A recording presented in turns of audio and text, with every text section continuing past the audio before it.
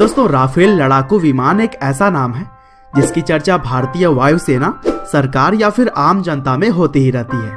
कभी इसके ताकत को लेकर तो कभी कभी यह नाम घोटाले के आरोपों से सुर्खियों में रहता है।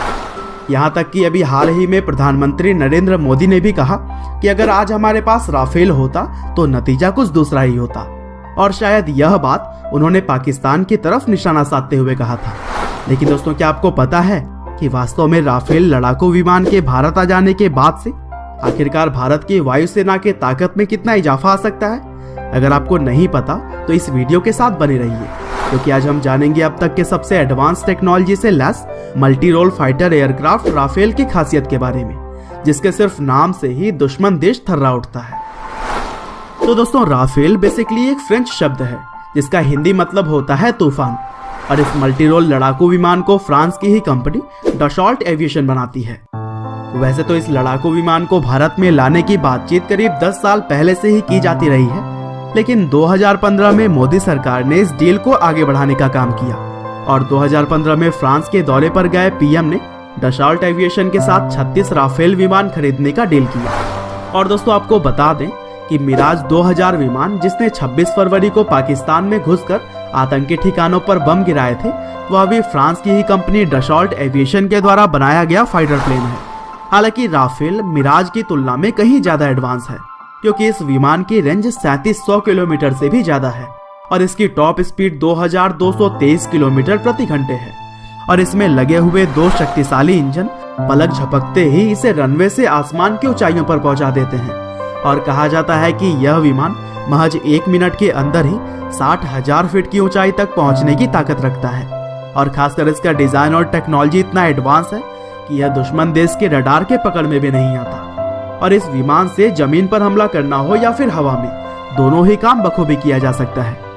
वैसे ये सभी खासियत इस फाइटर एयरक्राफ्ट के अंदर तो आमतौर पर है ही, लेकिन इसके अलावा इसमें लगे हुए स्केल्प मिसाइलें इस विमान को और भी घातक बना देती है। और खासकर राफेल की मारक क्षमता भी इतनी ज्यादा है कि इसे दुश्मन के लड़ाकू विमान या जमीनी ठिकाने के पास जाने की भी जरूरत नहीं है। इस फाइटर प्लेन के जरिए बिना किसी ज्यादा जोखिम के दूर से ही सटीक निशाना लगाया जा सकता है।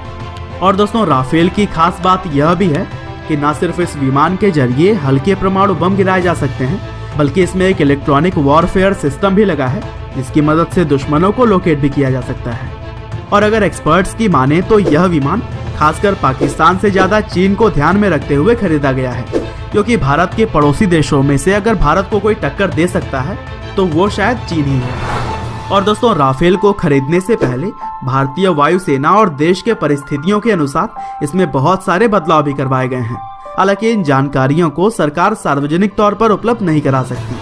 और दोस्तों, यह प्लेन सिर्फ 28 किलोमीटर प्रति घंटा की बहुत ही धीमी रफ्तार से उड़ने के साथ 2200 किलोमीटर की तेज रफ्तार भी पकड़ सकती है।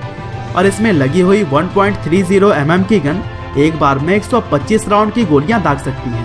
और राफेल विमान की विजिबिलिटी भी 360 डिग्री है, जिसकी मदद से ऊपर, नीचे, दाएं या फिर बाएं चारों तरफ आसानी से निगरानी रखा जा सकता है। और दोस्तों, इस विमान के ताकत का प्रदर्शन अफगानिस्तान और लीबिया में दिखाया जा चुका है। बहरहाल दोस्तों, अंत में बस मैं यही कहना चाहता हूँ कि बहुत ही जल्द यह विमान भारतीय वायुसेना में शामिल होने वाला है, और इस विमान के आने के बाद से भारतीय वायुसेना की ताकत और भी कई गुना बढ़ जाएगी। और दोस्तों, यहाँ तो भारतीय पायलट ने MiG-21 बाइसन से F-16 को मार गिराया था। अब आप ही बताइए कि राफेल के आ जाने के बाद से हमारे जवान क्या क्या कर सकते हैं। उम्मीद करते हैं कि राफेल से संबंधित यह जानकारियाँ आपको जरूर पसंद आई होंगी। आपका बहुमूल्य समय देने के लिए बहुत बहुत धन्यवाद।